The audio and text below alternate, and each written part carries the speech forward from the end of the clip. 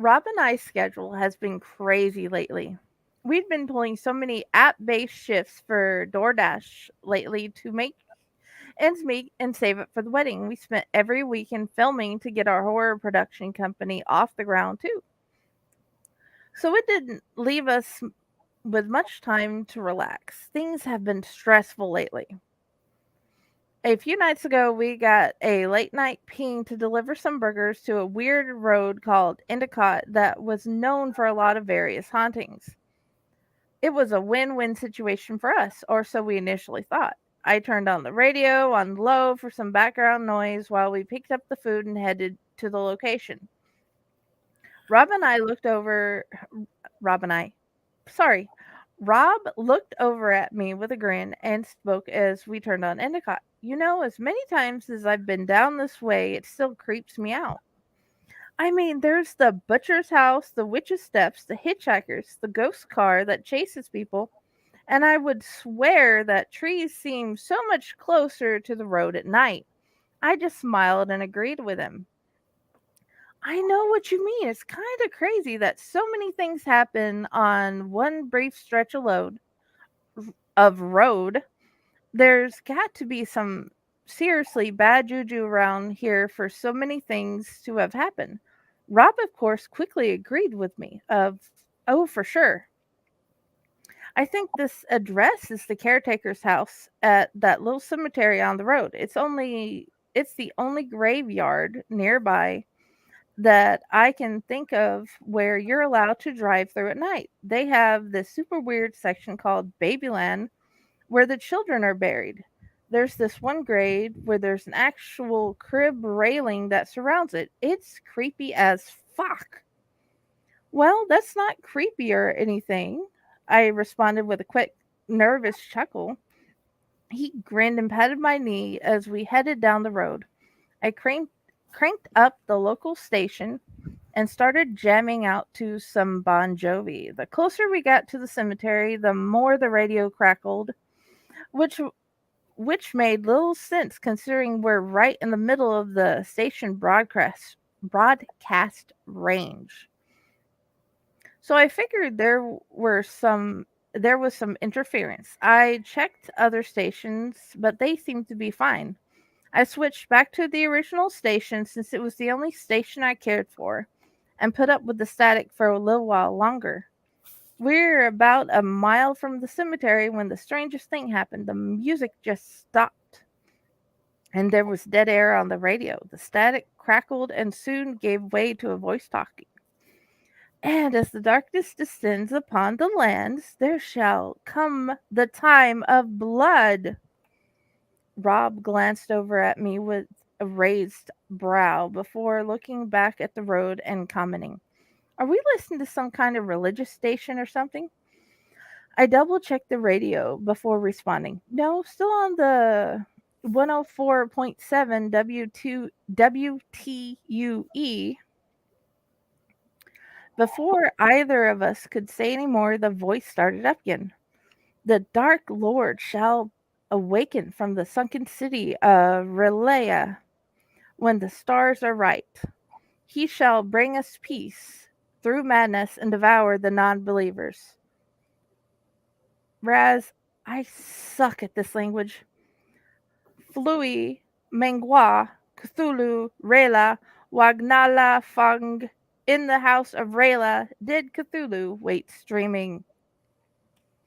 I burst out in laughter. Clearly, someone had a sense of humor. Rob chanced a glance at me and the road as he drove. What's so funny? I couldn't believe he'd never heard of the great Cthulhu before. Well, they're talking about Cthulhu. It's this weird old god that looks like a giant fucked up human dragon hybrid creature with tentacles. He's supposed to drive everyone completely insane and looks upon him and eats people pretty much. He's from the Lovecraft mythos. It's huge in geek pop culture. The voice spoke through the never ending static once again. On that day, our loved ones shall be returned to us from death. We shall welcome them in our arms as they usher in the new era. We shall embrace their rotting flesh and cracking bones. All hail our Lord and Savior, the great Cthulhu! The voice was joined by a chorus of others. All hail the great Cthulhu! We were only a few blocks away from the cemetery now. The static was clearing and the closer we got. What we heard next was the strangest thing of all. Soon our chosen sacrifices shall be upon us. Even now they sit in a car having a cigarette just down the road. We shall rend their flesh and spill their blood upon the sacred earth so that Cthulhu may bless us with the ultimate knowledge that only madness can yield. Rob and I looked at each other, terror marring each of our features. We pulled the car over to the side of that old country road. We sat there in silence, just continuing to stare between one another and the radio as the static crackled and seemed to exhibit a life of its own inside the car. Eventually, Rob broke the silence. I am thinking maybe we should turn around and go home, babe. I'll take the hit for the non delivery. I considered his words for a moment. I'm freaked out too, but there has to be a logical explanation for this. We make horror films, for fuck's sakes, man. This kind of stuff just doesn't exist outside of movies. It's probably just someone on cast or crew playing a prank on us. With all the pranks we pull out of them, it wouldn't surprise me. Besides, we really need the extra money right now. Rob sighed and nodded a bit, then started the car and put it in drive as he spoke. Whatever you say, Aaron, just remember, I was against this. Investigating spooky shit gets people killed in the movies. I punched him playfully in the arm as we drove. As we made it through the entrance to the cemetery, a voice came over the radio once more, dissolving the incessant static in its wake. They're close now, brothers and sisters. Ready your weapons and hide where you can. The second we see them, we shall yank them from the car and deliver them unto death. All hail the great Cthulhu! The other voices chimed in once more. All hail the great Cthulhu! Rob's applied pressure to the brake, brought us to a stop, and glanced at me nervously. You know, it's not too late to turn back. We can still probably get out of here before something fucked up happens. Let's just go home, watch some Netflix or something. I rolled my eyes at him, pecked him on the cheek. Your cowardice isn't very sexy, Rob. We filmed these sort of things. You'd think this wouldn't be any more than writing fuel for you. Rob raised a brow as he spoke. I like to write spooky shit, not live it. There's a distinction between the two, you realize. I chuckled faintly and responded to him. Come on, don't be such a pussy. We'll do one lap around the place, make sure it's safe, deliver the food, and get the hell out. Rob sighed, took his foot off the brake, shifting into pump the gas gingerly. The static on the radio increased in volume without either of us touching it. I must admit, my heart racing a little at this point. It was like we're going our very own it's like we were getting our very own omniscient soundtrack. We'd made it about a quarter of the way through the graveyard and nothing had happened. The voice hadn't even turned yet. I was just about to point out how hilarious I was suddenly finding the situation to be when something small hit the windshield of our car. It took a few more times for us to realize that someone was throwing pebbles at us. Rob stopped the car again. We looked around through the windows to see if we could spot anyone. There was no one there, with nowhere to go but forward.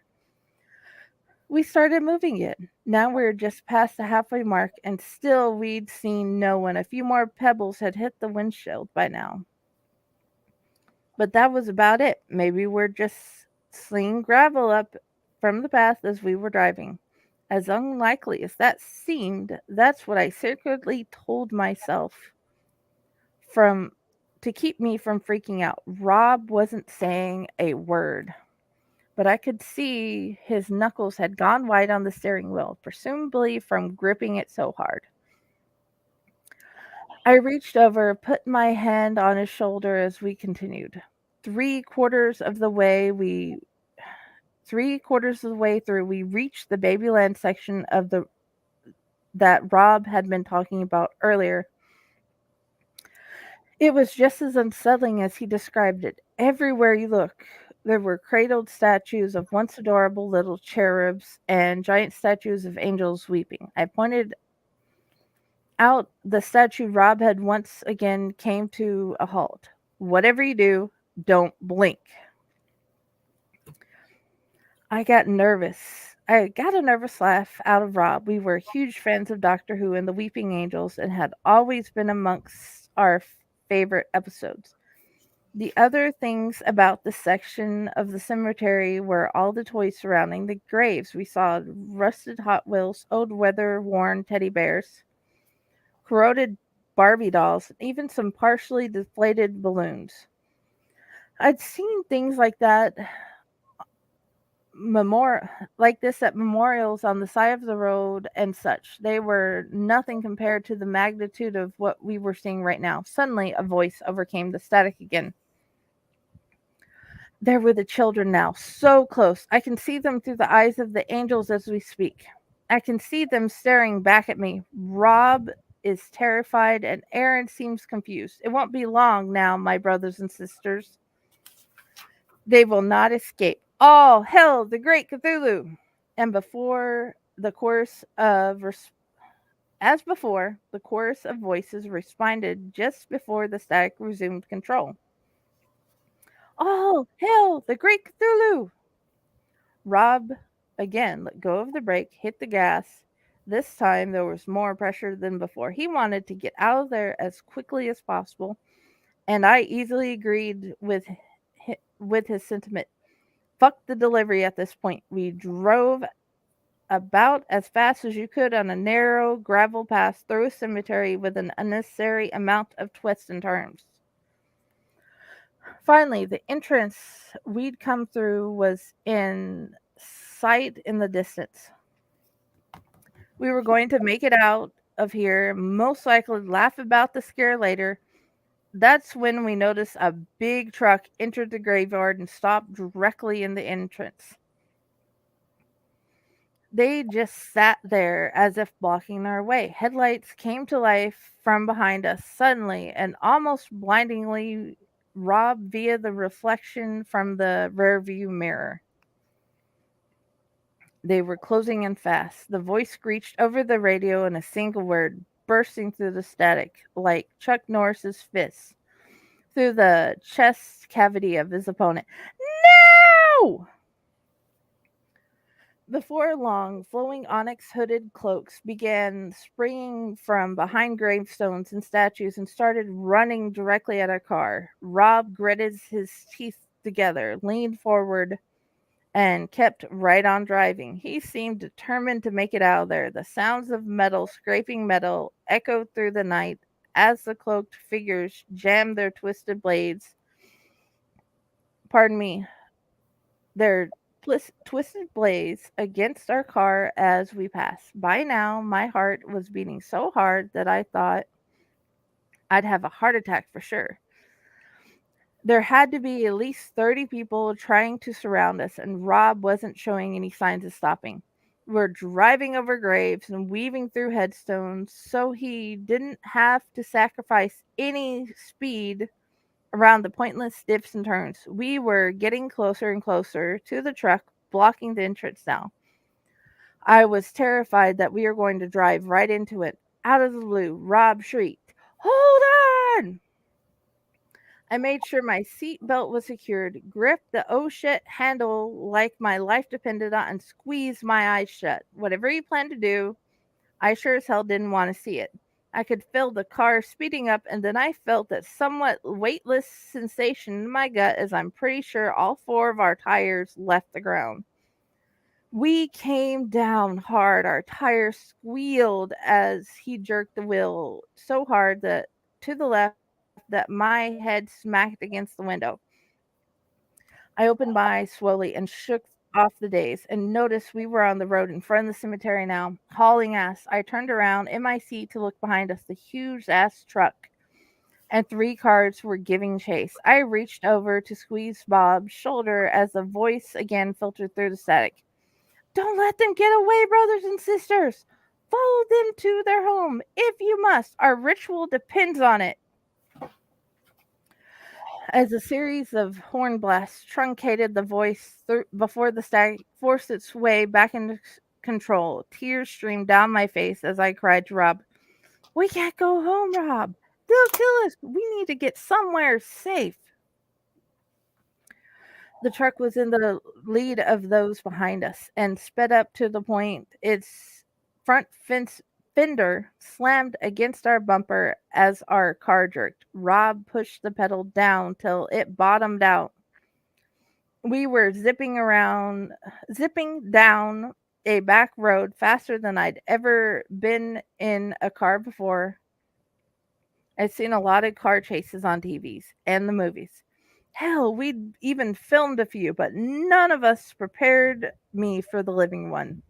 The tension in the car was so thick you could have cut it with a knife. Rob took a last minute turn so hard we damn near slid off the road into a tree. I looked around and realized we were back on Endicott again. Great, just what I needed at this point. The truck had been going too fast to make the turn, but the three cars had been behind it were still in hot pursuit. We flew past the witch's steps, cracked and stained with the blood of legends. I could vaguely see the estranged hitchhiker as his thumb up on the side of the road and didn't even seem phased as we powered on. Rob took another turn without warning, and we destroyed a mailbox through the power slide to get back to the pavement. Two of the cars didn't make it, but the third remained right on our tail. The voice cut through the static again violently. Pull back and rejoice, brothers and sisters. We have their license plate number and can easily track them down from that. We shall have them, mark my words. Their end is nigh. The static died altogether. Normal radio station removed its broadcast. It's the end of the world as we know it by REM. Rob slowed his pace to just 5 miles over the speed limit, and we kept driving in silence. We got about halfway home before he pulled over in a well-lit Walmart parking lot. There was a decent amount of people around for about 1 in the morning, which made me feel a little more comfortable. Rob looked over at me. His face had completely gone pale by now. He whispered as if still trying to find his voice. I don't know what to do, Aaron. We can't go home. He was right, and I knew it. I unbuckled my seatbelt and moved to bring him in a warm embrace as we swapped together. We stayed right there in the parking lot until the sun came up, too afraid to do or go anywhere else. Luckily, we didn't have classes today, so we called off work to figure out what to do. We killed some time in Walmart till we could start making some phone calls. We conned Scott into meeting us at the house where there was no way we were going there alone. It was a pretty lively neighborhood during the day, being close to the student housing for UD. When we arrived, we noticed a strange symbol burnt into our front lawn. I immediately recognized as the fabled symbol of the cult of Cthulhu. We took some time filling Scott in on what we experienced. He seemed just as shocked as we were. We stocked up on some weapons, invited a few friends over under the guise of all-night horror movie marathon, and waited for something to happen. So far, nothing crazy happened. Occasionally, I still hear the static over the radio on WTUE in weird places, but no more voices. We've since stopped doing late night deliveries just to be safe, but something tells me we haven't seen the last of them. If you're doing app based delivery jobs, be careful out there and remember, you're only ever one burger away from oblivion.